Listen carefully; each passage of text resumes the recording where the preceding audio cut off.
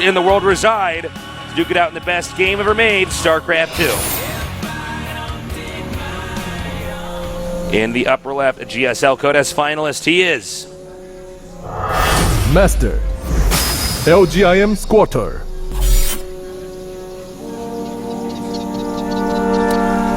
And his opponent in the bottom right, the only Terran in this group, he is Master Azubu SuperNova.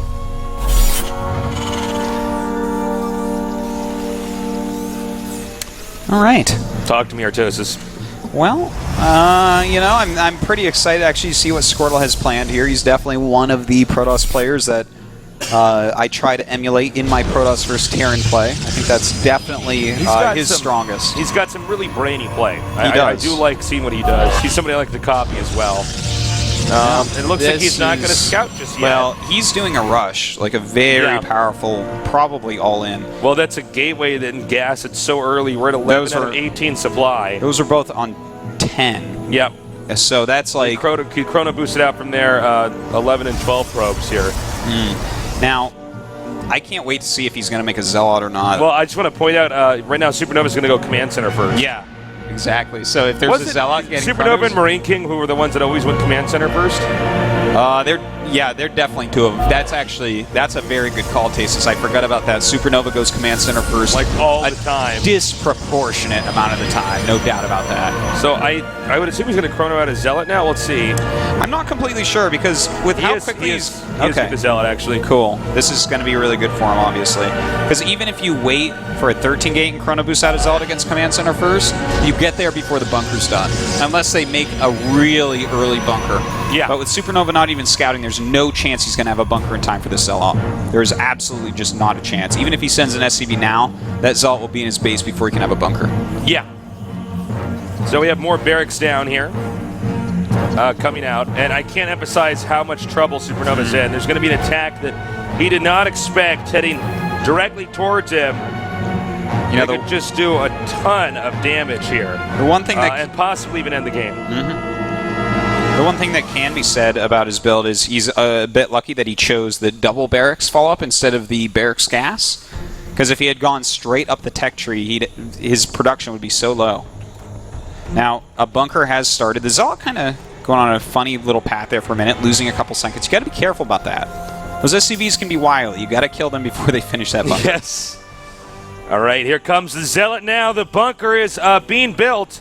It is, what, 80% complete? Something like that, yep. And he's going to make it run. So, really nice control by Squirtle, by the way. Yeah, very good job catching that SCV. But of course, he should have been able to get it.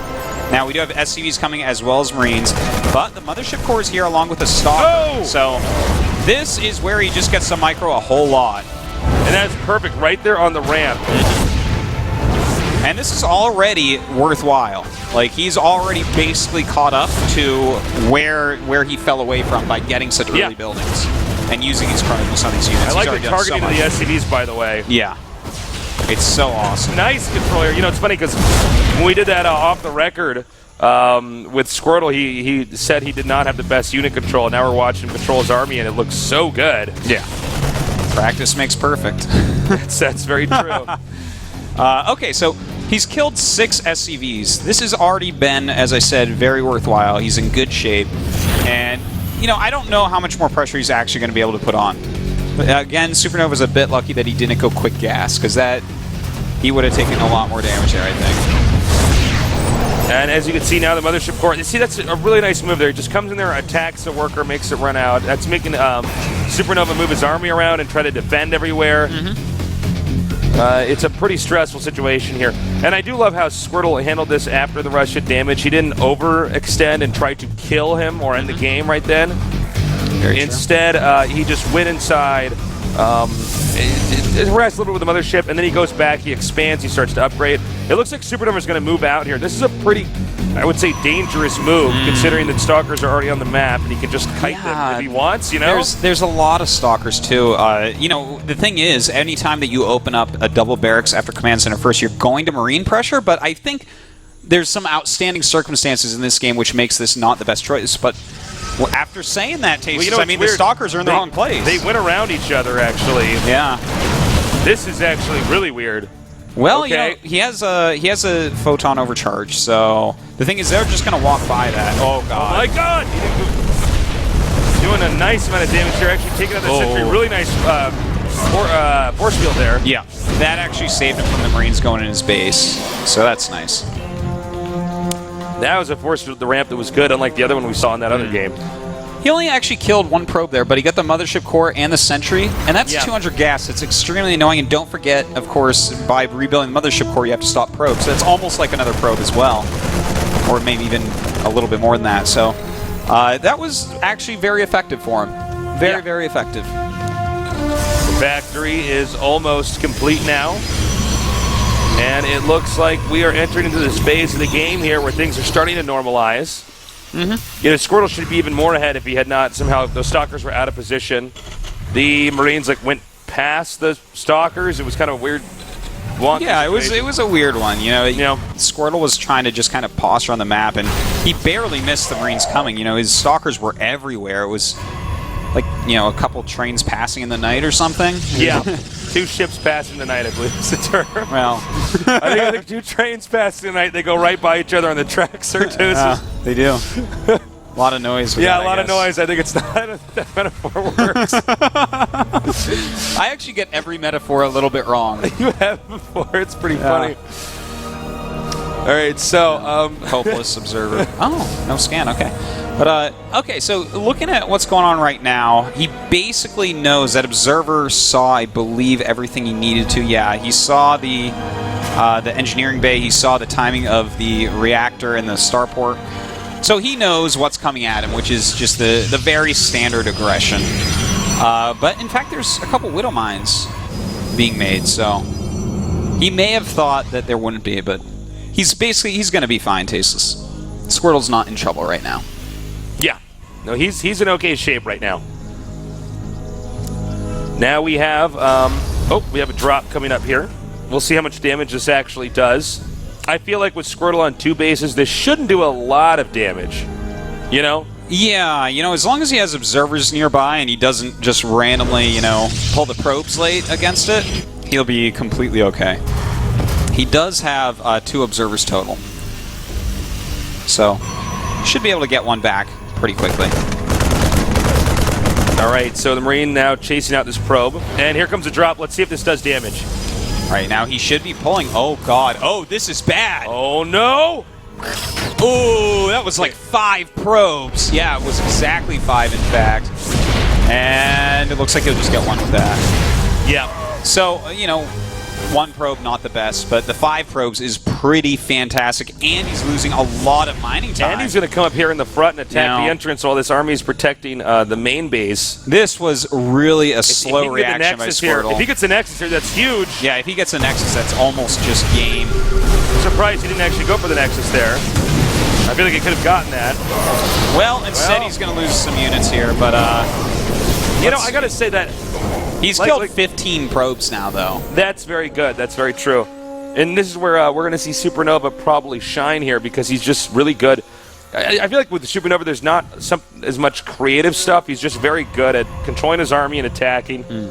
And look at the supplies. That says it all. It's 113 supply to 87. That's a pretty big difference. And the 3rd command center is going to be finishing, and he even finds that harassment pylon, too bad. But his 3rd base finishing before the 3rd Nexus starts, that's always very nice for Terran. You know, it's not that Squirtle's build was bad. He reacted a little bit too slowly. He got a little bit unlucky with the way the Marines passed him when his Stalkers were going down the other side of the map. And then he reacted slowly to the Widow Mine drop, and now you have to give SuperNova a nice lead, even though Squirtle opened up so well. All right, we have the Ghost Academy on the way here. Oh, that's beautiful timing. Right before the Templar Archives finishes. Yeah, he's actually 1 step ahead. He is. You know, it's funny. It's like we almost predicted exactly what would happen in this game, except for I really thought Squirtle was going to win, and so did you. Yeah. But it's just the funny thing is Squirtle didn't do enough damage, and SuperNova's just better at this raw execution.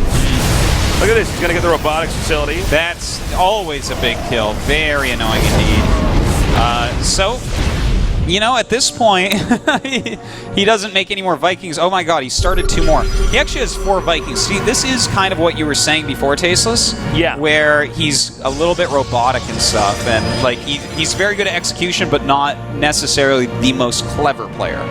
Because it's like the Terminator. He started Vikings 5 and 6 against a 1 Colossus into Storm build. It's like the Terminator, man. Yeah. You know? Luckily, you canceled him, but yeah. So, we have the third base. This medevac flies around. Where's Sarah Connor? Sarah Connor. So, they're retreating now.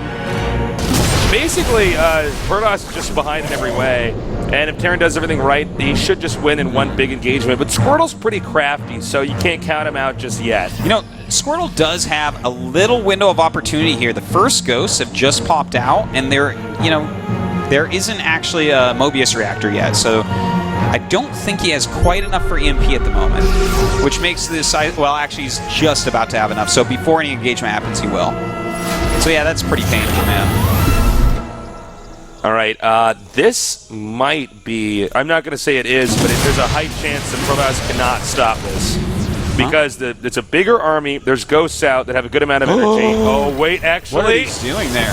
Whoa. Well, that was pretty good, but wow, that was actually, that turned out better than expected. Yeah, that turned out okay for Terran despite. Yep. And a good force field wall to cover his escape. So that was a pretty worthwhile thing that we just saw there. Unfortunately, this is a mistake. He morphed that and couldn't recall it out. Yeah, it was a little bit too far behind. Okay, so, you know, Squirtle's basically stabilized now, especially as his next Colossus pops. Oh my god, he actually pulled all his workers. CSCV pulled. This is an all-in. If this is poker, it's a total all-in.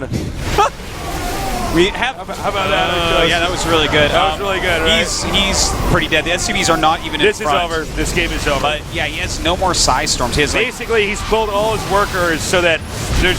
If this attack didn't work, there's a high chance Protoss would win, but it did work. So as you can see, it's just blue overwhelming red right now.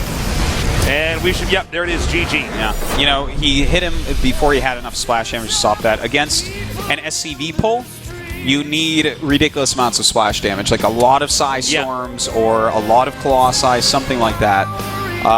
Storm normally the choice, but well, you know, he was out there in the middle with those units, and you need those High Templars defensively. I mean, they did good damage, but SuperNova was already planning an attack.